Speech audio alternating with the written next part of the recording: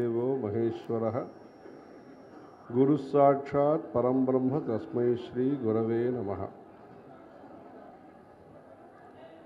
दृशि स्कंदमूर्तिः श्रुतौ स्कंदकीर्तिः मुखे में पवित्रं सदा तच्चरित्रं करे तस्य कृत्यं वपुः तस्य भृत्यं गुहे सन्तु लीनाः मम अशेष भावाः।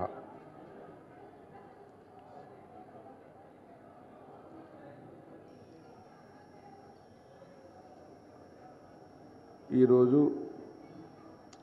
ఆంధ్రదేశంలో సుబ్రహ్మణ్య షష్ఠి అని అక్కడ నెల రోజు ముందు చేస్తారు స్కంద షష్ఠి అని చాంద్రమాన ప్రకారంగా ఈరోజు ఇక్కడ సుబ్రహ్మణ్య షష్ఠి ఉత్సవం జరిపిస్తున్నారు.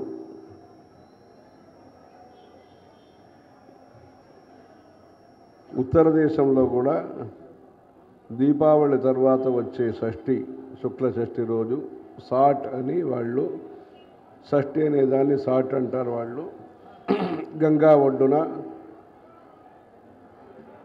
పూజా సామగ్రి సౌభాగ్య ద్రవ్యాలన్నీ కూడా గంగాదేవికి సమర్పించుకొని సూర్య పూజ చేసి అక్కడ కార్తికేయ స్వామిని అలా గంగాపుత్రుడు గనక అలా అక్కడ చేస్తున్నారు.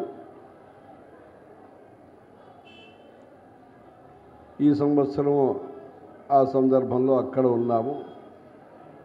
ఇక్కడికి ఈ సుబ్రహ్మణ్య షష్ఠి ఇది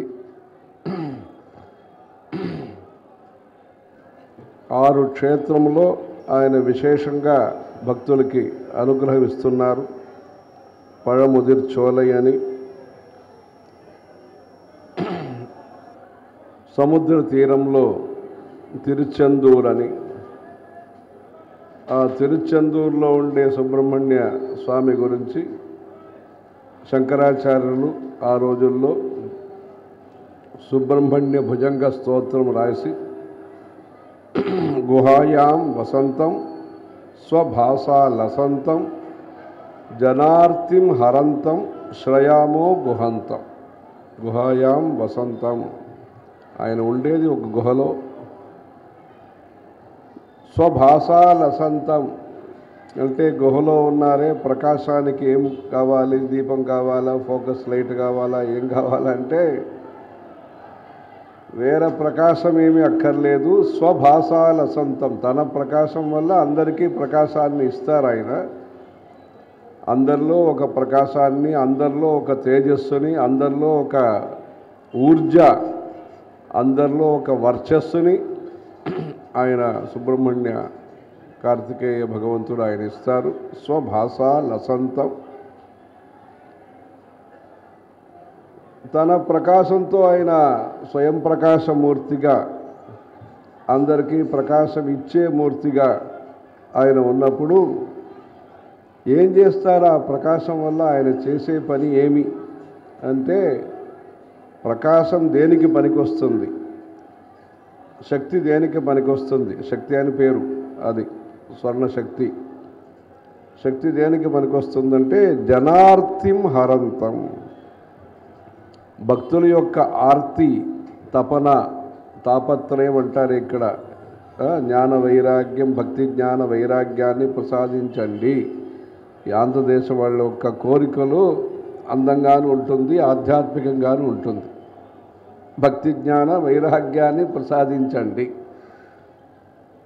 తాపత్రయం లేకుండా చూడండి అంటే శాస్త్రం ఏది చెప్తుందో దాన్ని గ్రహించిన వారు ఆంధ్రదేశ భక్తులు. అందుకని జనార్తిం హరంతం, జనుల యొక్క ఆర్తి, తపన, తాపం ఏముంటుందో అది బాహ్యమైన తాపం కావచ్చు, ఆంతరమైన తాపం కావచ్చు. ఆ సంతాప నివృత్తి, సంతాన ప్రవృత్తి అంటే సంతాన అనుగ్రహం, సంతాప నివృత్తి, అది సుబ్రహ్మణ్య స్వామి. వంశవృద్ధికరాయ నమః అని పేరు వారికి. జనార్తిం హరంతం శ్రయామః గుహంతం, అలా గుహలో ఉండే గుహుణ్ణి మనం సేవిస్తామన్నారు. అంటే ముత్తుస్వామి దీక్షితులని సంగీతంలో ప్రధానమైన ముగ్గురులో ఒకరు. త్యాగరాజస్వామి ఆయన సన్యాసం తీసుకున్నారు. వారి యొక్క ఆ పూజా ఉత్సవాలన్నీ కూడా పుష్య బహుళ పంచమి రోజు చేస్తారు త్యాగరాజస్వామి. రెండో ఆయన శ్యామాశాస్త్రి గారని కామాక్షం వారి కృతులన్నీ ఎక్కువ తెలుగులో చేశారు. ఆయన తంజావూరులో ఉండేవారు. ఇంకొక ఆయన ముత్తుస్వామి దీక్షితర్. ఆయన వీణావాదనం చేస్తూ కాశీలో వెళ్ళి విద్యాభ్యాసం చేసి ఒక యోగి ఆయన దగ్గర చేసి హిందుస్థానీ కర్ణాటకం ప్రచారం చేసి సంస్కృత భాషలో నవావరణ కీర్తనలు, భక్తి కీర్తనలు, నవగ్రహ కీర్తనలు, క్షేత్ర కీర్తనలు, ఇట్లా సంగీత శాస్త్రంలో చాలా ఆయన నాదోపాసన చేసిన వారు. త్యాగరాజస్వామి రాముల వారి గురించి ఎక్కువ పాడారు. శ్యామాశాస్త్రి గారు అమ్మవారి గురించి ఎక్కువ పాడారు. ఈయన సమస్త దేవతల గురించి పాడి వాళ్ళకి సంగీత త్రిమూర్తులు అంటారు వాళ్ళని. వారందరూ కూడా ఒకే ఊరిలో పుట్టిన వాళ్ళు, పక్కన పక్కన. అది వారు పుట్టిన ఇల్లు ఏముంటుందో ఇదన్నీ కూడా మన జయేంద్ర సరస్వతి స్వామి వారు సంగీత ముమ్మూర్తి ట్రస్ట్ అని పెట్టి వారి ఇల్లని కొని ఏర్పాటు చేసి అది ఒక ట్రస్ట్ కింద పెట్టి సంగీత త్రిమూర్తి ట్రస్ట్ అని పెట్టి దానిని బాగు చేసి ప్రతి సంవత్సరము వారి వారి పేరుతో ఉత్సవాలు నడిపిస్తూ త్యాగరాజస్వామి ఉత్సవము, శ్యామాశాస్త్రి గారి ఉత్సవము, ముత్తుస్వామి దీక్షితర్ గారు వీరందరూ కూడా తిరువారూర్ అని తంజావూరు పక్కన ఉంటుంది. జననాథ్ కమలాలయే అంటే కమలాలయం అని ఆ ఊరికి పేరు. అక్కడ పెద్ద రథం విశేషం. అక్కడ ఆ రథంలో ఏదో ఇబ్బంది వస్తే ఒక పురోహితుడు, ఒక వేద పండితుడు దాన్ని మళ్ళా ఆ రథం కట్టిస్తాను అని సంకల్పిస్తే అప్పట్లో ఏదో ఏదో అప్పుడు అంటే 90 సంవత్సరాల ముందు మన పెద్ద స్వామివారు దానికి అనుగ్రహ ఆశీస్సులు ఇచ్చి అప్పట్లో 1000 రూపాయలు అదనేది అది అంతా ఇచ్చి మళ్ళా చెయ్యండి అని చెప్పి ఆ రథోత్సవం అక్కడ విశేషం. దర్శనం చేస్తే ముక్తి చిదంబరంలో, పుట్టుతేనే ముక్తి, పుట్టుకతో ముక్తి ఈ కమలాలయంలో. అక్కడ ముగ్గురు పుట్టారు. ఆ ముత్తుస్వామి దీక్షితులు కీర్తనలు చేసినప్పుడు గురుగుహ అని రాసుకుంటారు. గురుగుహ అని అలా సుబ్రహ్మణ్య స్వామి ముద్ర ప్రతి పాటలో ఆయన రాసిన పాటల్లో ఉంటాయి. అలా గుహుడైన సుబ్రహ్మణ్యుడి యొక్క దివ్యక్షేత్రంగా ఆ తిరుచెందూరు, తిరుప్పరం కుండ్రం మధురై పక్కన ఉంటుంది. అది గుహలోనే చెక్కిన గుడి. అది తిరుత్తణి తిరుపతి పక్కన ఉంటుంది. పழముదిర్ చోలై అని ఉంటుంది కోయంబత్తూరు పక్కన. స్వామిమలై అని ఒకటి. ఆ స్వామిమలై అది మన పెద్ద స్వామివారికి అది కులదైవం. అది ఇప్పుడు కూడా ప్రతి సంవత్సరము వ్యాస పూజ చేసినప్పుడు ఆ బట్టలు నూతన వస్త్రం ఏముంటుందో అది అక్కడికి పంపించడం జరుగుతుంది. ప్రతి సంవత్సరము అక్కడ వస్త్రం అది వ్యాస పూజ సందర్భంగా అక్కడ స్వామిమలై వేదపారాయణ ట్రస్ట్ అని పెట్టి అనురాధ నక్షత్రంలో, కృత్తికా నక్షత్రంలో షష్ఠి రోజు ప్రతి నెల అక్కడ వేదపారాయణం ఏర్పాటు చేసి నిత్యం కూడా ఒక వేద పండితులు ఏర్పాటు చేసి నిత్యం వేదపారాయణం. అంటే స్వామివారు ఈ దేశంలో వేద ప్రచారం ఘనంగా జరగటానికి వారు కృషి చేశారు కనుక వారి యొక్క కులదైవం ఆ గుడిలో వేదపారాయణం మంచిగా జరగాలని దానికోసమైంది. ఇక్కడ కూడా వీరు భీమవరంలో బాగా పెద్దగా వేదపారాయణానికి బాగా మహావిద్యాలయం ఏర్పాటు చేశారు. వేదో నిత్యం అధీయతాం అని శంకరాచార్యులు చెప్పారు. అందుకని ఆ స్వామి మలైలో ఆ వేదపారాయణానికి ఏర్పాటు జరిగింది. ఆ పేరే స్వామివారికి పూర్వాశ్రమంలో స్వామినాథ అనే స్వామివారి పేరు. అది మన జయంత సరస్వతి స్వామివారి పేరు కూడా సుబ్రహ్మణ్య అనే పేరు పూర్వాశ్రమంలో. అలా జ్ఞానమూర్తిగా ఉంటారు. ప్రణవ మంత్రాన్ని తన తండ్రికి ఉపదేశం చేసిన ఆ గొప్ప అవతారం అది. సుబ్రహ్మణ్య అవతారం అనేది గొప్ప అవతారం. అలా జ్ఞానమూర్తిగా ఉండే ఆయన సంసారం కూడా మంచిగా నడవటానికి అనుగ్రహిస్తారు. ఆయన ప్రణవ మంత్రం ఉపదేశం చేసినా సంసార బంధం నుంచి, సంసార చక్రం నుంచి మనం బయటికి రావటానికి ఆ అధ్యాత్మ జ్ఞానం, అద్వైత తత్వజ్ఞానాన్ని ఆయన ఉపదేశం చేసినా సంసారంలో కూడా మనం కష్టం లేకుండా ఉండాలని చెప్పి వంశవృద్ధి కోసం ఆయన అనుగ్రహం వ్రతం చేస్తే, సుబ్రహ్మణ్య స్వామి వ్రతాలన్నీ చేస్తే మనకు మంచిగా వంశవృద్ధి కలుగుతుందనేది కూడా మనలో ఉండే అనుష్ఠానం కనుక ప్రతీతి.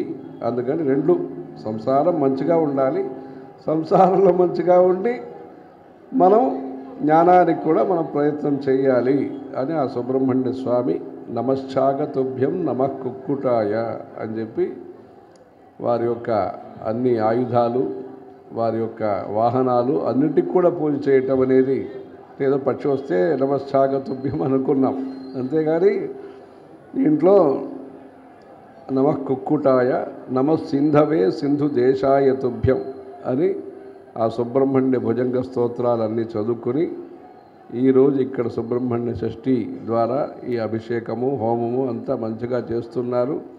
ఇవన్నీ చేయాలి అని భగవద్గీతలో కృష్ణ పరమాత్మ మనకు ఆదేశించారు. యజ్ఞో దానం తపశ్చైవ పావనాని మనీషిణాం ఏతాన్యపితు కర్మాణి సంగం త్యక్త్వా ధనంజయ కర్తవ్యానీతి మే పార్థ నిశ్చితం మతముత్తమం. ఇది చెయ్యాలా వద్దా అని అడిగారు కృష్ణ పరమాత్మని. అసలు మీరు చెప్పండి, మీరు చెప్పేదే నిర్ణయం అంటే ఆయన చెప్పారు, యజ్ఞం దానం తపశ్చైవ. తపస్సు, నోములు ఏం చేస్తున్నామో మనము అదన్నీ చెయ్యాలి, వ్రతం అనేది చేయాలి. దానం, సత్రాలు కట్టించటం, అన్నదానం చేయటం, దాన ధర్మాలు, చలివేంద్రాలు చేయటం, ఏమేమి ఉంటుందో దానం అది చెయ్యాలి. యజ్ఞము ఇక్కడ అలా ఈ స్కందగిరిలో హోమాలన్నీ కూడా బాగా చేస్తున్నారు. యజ్ఞయాగాదులు ఈ దేశంలో జరగాలి అని కృష్ణ పరమాత్మ చెప్పారు. దానం అనేది జరగాలి.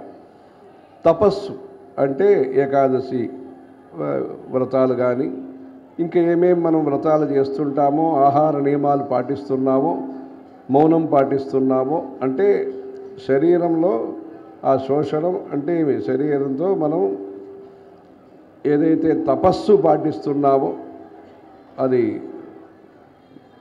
నోటి తపస్సు అంటే మౌనంగా ఉండటం కానీ, ఆహారంలో నియమాలు కానీ, నిద్రలో నియమాలు కానీ, శివరాత్రి జాగరణం కానీ, అలాంటి నియమాలన్నీ కూడా తపస్సు అని అంటారు. అలాంటి తపస్సు అనేది మన దేశంలో ఉండాలి. తపస్సు, దానము, యజ్ఞము ఉండాలని కృష్ణ పరమాత్మ భగవద్గీతలో చెప్పారు కనుక అలాంటి వ్రతాలన్నీ కూడా ఇక్కడ పాటిస్తూ భక్తులందరికీ కూడా సత్సంతాన ఐశ్వర్య అన్నీ ఇక్కడ మంచిగా వస్తుంది ఇక్కడ స్కందగిరి. దానికి కారణం ఏమంటే ఈ ప్రారంభించింది మన స్వామివారు శ్రీ చంద్రశేఖరేశ్వర స్వామివారు ఇక్కడికి వచ్చి ఇక్కడే పక్కనే చాతుర్మాస్యం అంతా చేసి ఇక్కడ ఈ కొండలో అక్కడి అనుగ్రహం ఇక్కడికి ఈ భక్తులకి రావాలని చెప్పి ఆ అరుపడై వీడు దానికోసం సముద్ర తీరంలో రాతితో 6 సుబ్రహ్మణ్య స్వామి గుడి కూడా ఒక చోట్లోనే స్వామివారు కట్టించారు. చెన్నైలో సముద్ర తీరంలో అష్టలక్ష్మి గుడి పక్కన ఆరు గుడి కూడా పழని అది కూడా పழని, పழముదిర్చోలై, తిరుచెందూర్, తిరుప్పరంగుండ్రం, స్వామినాథ స్వామి, తిరుత్తణి అన్నీ ఒక చోట్లో సందర్శించే విధంగా స్వామివారు ఆదేశించి గుడి కట్టించారు. అలా సుబ్రహ్మణ్య స్వామి అనుగ్రహం వారి గురు అనుగ్రహంతో కలిసి ఇక్కడ వస్తుంది.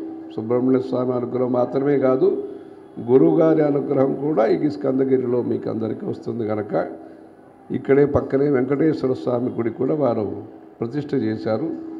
అది కూడా జీర్ణోద్ధారణ జరుగుతుంది స్కందగిరి పక్కనే. అలా స్వామివారి అనుగ్రహం, సుబ్రహ్మణ్య స్వామి అనుగ్రహం, అన్ని దేవతల యొక్క అనుగ్రహంతో మీ అందరికీ కూడా శ్రేయస్సు కలగాలని సుబ్రహ్మణ్య స్వామిని ప్రార్థన చేస్తున్నాము. హర హర శంకర, జయ జయ శంకర, వెట్రివేల్ మురుగనుకు.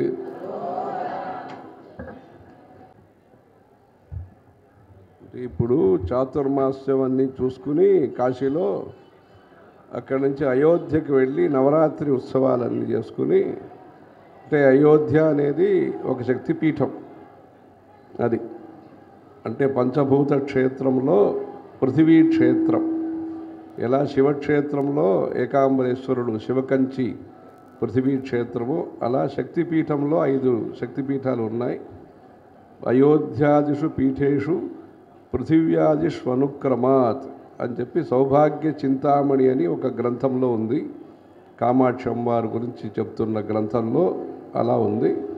అందుకని నవరాత్రి ఉత్సవాలు అక్కడ పెట్టి చేసుకుని ఏకాదశి రోజు రాముల వారి దర్శనం చేసుకుని, బుధవారం ఏకాదశి రోజు తర్వాత నైమిషారణ్యం వెళ్ళి, నైమిషారణ్యంలో అంటే శృతి స్మృతి పురాణానాం ఆలయం అంటారు శంకరాచార్యుని. శృతి ఆలయం కాశీ, వేదాలకి ముఖ్యము కాశీ. స్మృతి అది అయోధ్య. అంటే వేదంలో ఏమి చెప్పబడిందో దాన్ని వివరం ఎలా చెయ్యాలని చెప్పేది స్మృతులు. అలా ఆచరించి చూపించిన వారు రాముల వారు. వేద ప్రాచేతసాదాసీత్ సాక్షాత్ రామాయణాత్మన అని వేదస్వరూపం అయిన ధర్మానికి విగ్రహం. అంటే దేవతల యొక్క విగ్రహాల్ని మనం సందర్శిస్తాం, ధర్మానికి ఒక విగ్రహం అని మనం భావిస్తే రామో విగ్రహవాన్ ధర్మ అని చెప్పి అక్కడ స్మృతి ఆలయం. అది పురాణానాం ఆలయం అనేది నైమిషారణ్యం. సూత మహర్షి ద్వారా అనేక పురాణాల్ని అక్కడ చెప్పటమైంది. అందరూ ధర్మ సందేహ నివృత్తి కలిగించిన క్షేత్రం నైమిషారణ్యం.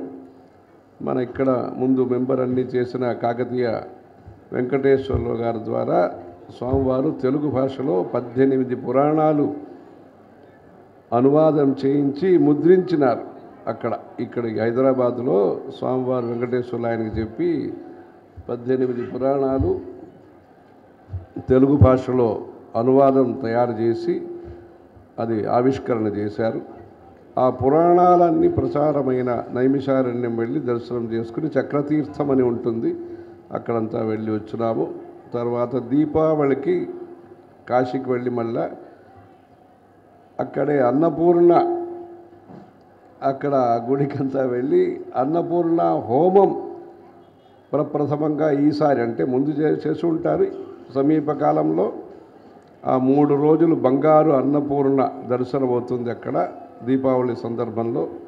ఆ స్వర్ణ అన్నపూర్ణ దర్శనం చేసి అక్కడే అన్నపూర్ణ జపమంత్ర హోమాలు 3 రోజులు ఏర్పాటు చేసి పూర్ణాహుతి అన్ని చూసుకుని, అంటే దేశంలో సుభిక్షం కలగాలి, అందరికీ కడుపు మంచిగా, అంటే ఉదర నిమిత్తం అంటారు కనుక అందుకని అందరికీ ఆకలి లేకుండా దాహం లేకుండా శరీరం మంచిగా ఉండాలి, భక్తి ద్వారా మనసు నిండి ఉండాలి.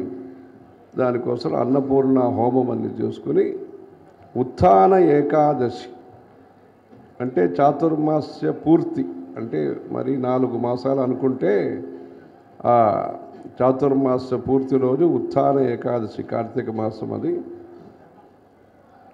అది ప్రయాగులో వెంకటేశ్వర స్వామి విగ్రహ ప్రతిష్ఠ అక్కడ చేసి, అంటే ఏకాదశి ఆషాఢ ఏకాదశి ప్రయాగకు వెళ్ళాము, అది శయన ఏకాదశి. తర్వాత భాద్రపద మాసం ఏకాదశి పరివర్తన ఏకాదశి. మహావిష్ణు ఇట్లా ఇటువైపు అటువైపు పడుకుంటారు, పరివర్తనం. తర్వాత లేచుకుంటారు, అది ఉత్థాన ఏకాదశి. అది ప్రయాగలో వెంకటేశ్వర స్వామి విగ్రహ ప్రతిష్ఠ చేసి, తర్వాత తులసి వివాహం అది ద్వాదశి రోజు, అది మధ్యప్రదేశ్లో చేసుకుని, కార్తీక సోమవారం అది ప్రయాగలో ఒకటి, జబల్పూర్ జాబాలిపురం నర్మదా అక్కడ రెండవది, నాగపురం మహారాష్ట్రలో ఒకటి, ఇక్కడ తెలంగాణలో ఆదిలాబాద్లో. అట్లా 4 రాజ్యంలో 4 సోమవారాలు ఇదన్నీ చూసుకుని ఇక్కడికి రావటం అనేది అయింది. అందుకని ఇక్కడ మాసాన మార్గశీర్షోహం అని ఇక్కడ ప్రతినిత్యం చంద్రమౌళీశ్వర స్వామి పూజ ఉంటుంది. అందరూ కూడా 6:30 పైన అందరూ వచ్చి హారతి అన్ని దర్శనం చేసుకోవచ్చు. 8వ తారీఖు ఇంగ్లీష్ 8 మార్గశిర కృష్ణ ద్వాదశి రోజు కిందటి సంవత్సరము కోవూరులో గోదావరి తీరంలో మన స్వామివారి మహాస్వామివారి ఆరాధన కార్యక్రమం అయింది. ఈ సంవత్సరము భాగ్యనగరంలో ఉంటుంది ఆ కార్యక్రమం. ఆ రోజు ఉదయం నుంచి సాయంత్రం వరకు ఉదయాస్తమన సేవ, అలా ఉదయం నుంచి సాయంత్రం వరకు కార్యక్రమాలు ఉంటాయి. నామ సంకీర్తనము, సదాశివ బ్రహ్మేంద్ర సరస్వతి వారి యొక్క కీర్తనలు, పంచరత్న కీర్తనలు, వ్యాసభారతమని ఆంధ్ర భాషలో మహాభారతం రాసి 1000 సంవత్సరాలు అయింది. సహస్రాబ్ది ఉత్సవాలు జరుగుతున్నాయి. మన స్వామివారు మహాభారతం రామాయణం అన్ని కూడా ప్రచారం చేశారు కనుక ఆ రోజు వ్యాసభారతమని ఒక 100 పద్యాలు తెలుగు భాషలో ఉండే మహాభారతం నుంచి పిల్లల చేత పాడించటం ఉంటుంది. సాయంత్రం ఊరేగింపు, అలా ఉదయం నుంచి సాయంత్రం వరకు ఆ రోజు భాగ్యనగరంలో ఈ కార్యక్రమాలన్నీ ఉంటాయి. సంక్రాంతి కార్యక్రమాలన్నీ ఉండి, మాసాన మార్గశీర్షోహం ముక్కోటి ఏకాదశి రోజు కూడా విశేష కార్యక్రమాలు ఉంటాయి. ఆర్ద్రా నక్షత్రం రోజు చంద్రమౌళీశ్వర స్వామికి విశేష అభిషేకాలు ఉంటాయి, ఉదయం అభిషేకం ఉంటాయి. అలా శివకేశవుల యొక్క ఉత్సవము, సుబ్రహ్మణ్య ఉత్సవము, ఇలా అందరి యొక్క అనుగ్రహ ఆశీస్సులు పొందే అవకాశం. ఉత్తరాయణ పుణ్యకాలం, ఇప్పుడు మకరాయణ పుణ్యకాలం అని శుక్రవారము అంటే ముందే వస్తుంది. సాయణ ఉత్తరాయణం అంటారు, సాయణ ఉత్తరాయణం అంటారు. ఈ కార్యక్రమాలన్నీ ఉంటాయి, అన్ని సందర్శన చేసుకోవచ్చు.